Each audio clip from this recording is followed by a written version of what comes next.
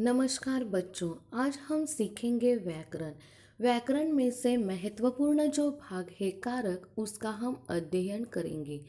पिछले भाग में हमने कारक की परिभाषा, कारकों के चार भेदों का अध्ययन किया है। तो आइए देखिए, हमने पिछले भाग में क्या देखा था।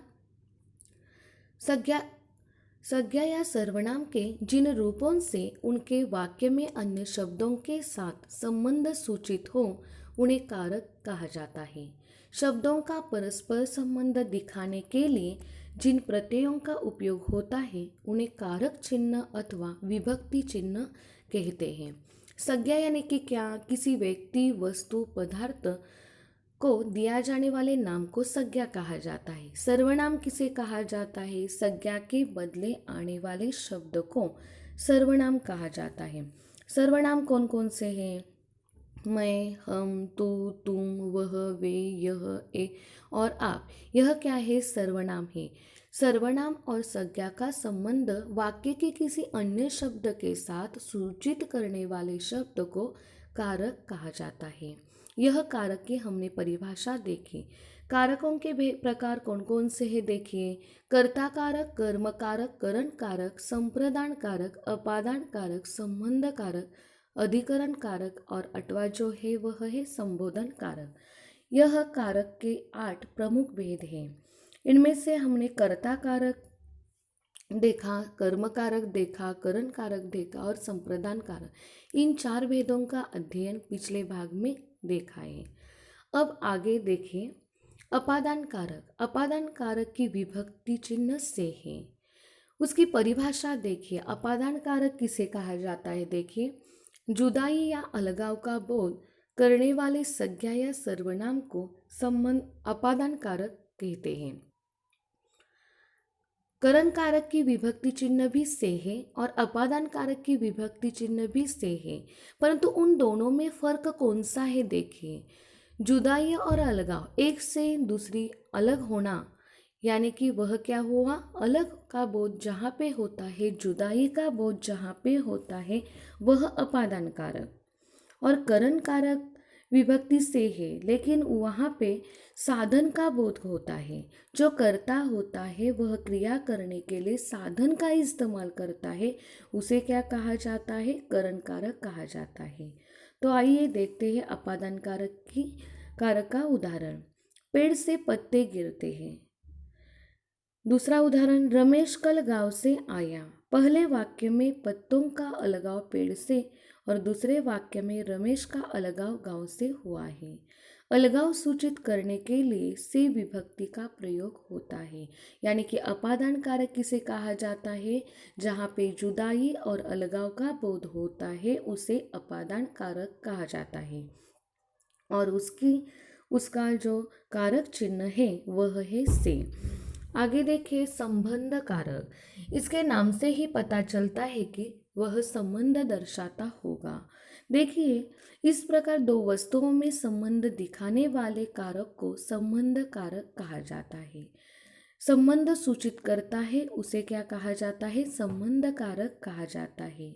उसकी विभक्ति देखिए कौन सी है। संबंध कारक की विभक्तियाँ काकी के और रारिरे है। उदाहरण, पृथ्वी सूर्य का उपग्रह है। और देखिए, यह मेरी पुस्तक है। पहले वाक्य में पृथ्वी का सूर्य से संबंध दिखाया गया है, इसके लिए का विभक्ति का प्रयोग हुआ है। और दूसरे वाक्य में मैं सर्वनाम से पुस्तक का संबंध दर्शाया गया है। फिर एक बार देखिए उदाहरण, पृथ्वी सूर्य का उपग्रह है। यह मेरी पुस्तक है। पहले वाक्य में पृथ्वी का सूर्य से संबंध दर्शाया गया है और इसके लिए का विभक्ति का प्रयोग हुआ है। और दूसरे वाक्य में मैं सर्वनाम से पुस्तक का संबंध दर्शाया गया है। यानी कि संबंध दर्शाने के लिए संबंध कारक का उपयोग किया जाता है। संबंध कारक की विभक्ति जो है वह संज्ञा के साथ, यानी कि किसी वस्तु, व्यक्ति, पदार्थ के साथ का की के का प्रयोग होता है और सर्वनाम के साथ रा री रे का प्रयोग किया जाता है, उसे संबंध कारक कहते हैं। आगे देखिए अधिकरण कारक। अधिकरण कारक की विभक्ति में और पर है। क्रिया का आधार दिखाने वाले कारक को अधिकरण कारक कहते हैं। अधिकरण कारक की विभक्तियां में और पर है। अधिकरण कारक की विभक्ति कौन सी है? में और पर है और वह क्रिया के आधार का बोध करती है। उदाहरण देखिए, गिलास में पानी है, मेज पर पुस्तक रखिए। ऊपर के वाक्यों में दिखा है, पहले उदाहरण में पानी कहाँ है? गिलास में। पुस्तक कहाँ रखी है? मेज पर। यानी कि यहाँ पे क्रिया के आधार का बोध होता है, उसे एक अधिकरण कारक कहा जाता है और उसकी विभक्ति कौन सी है? में और पर है। आठवां जो भेद है वह देखिए, संबोधन कारक। किसी को बुलाने या चेतावनी देने के लिए जो कारक का इस्तेमाल किया जाता है उसे संबोधन कारक कहा जाता है। पापा, इसे काठमांडू क्यों कहते हैं? दूसरा उदाहरण देखें, ए लड़के तू इधर क्या कर रहा है? इन वाक्यों में पापा और ए लड़के संज्ञाओं का प्रयोग संबोधन के लिए किया गया है। इसीलिए पापा और ए लड़के संज्ञाएं संबोधन कारक इन्हें कहा जाता है। तो आज हमने क्या क्या देखा? हमने 4 भेदों का अध्ययन किया है। कौन कौन से? अपादान कारक, संबोधन कारक, अधिकरण कारक और संबोधन कारक। अपादान कारक की विभक्ति चिन्ह कौन सा है? से। संबंध कारक की विभक्ति चिन्ह कौन सा है? काकी के और रारी रे। अधिकरण कारक का विभक्ति चिन्ह कौन सा है? में और पर। और किसी को बुलाने या चेतावनी देने के लिए या संबोधित करने के लिए जिस कारक का उपयोग किया जाता है उसे संबोधन कारक कहा जाता है। इन 4 भेदों का आज हमने सविस्तर अध्ययन किया है। तो इस पर आधारित मैंने एक स्वाध्याय आपको दिया है।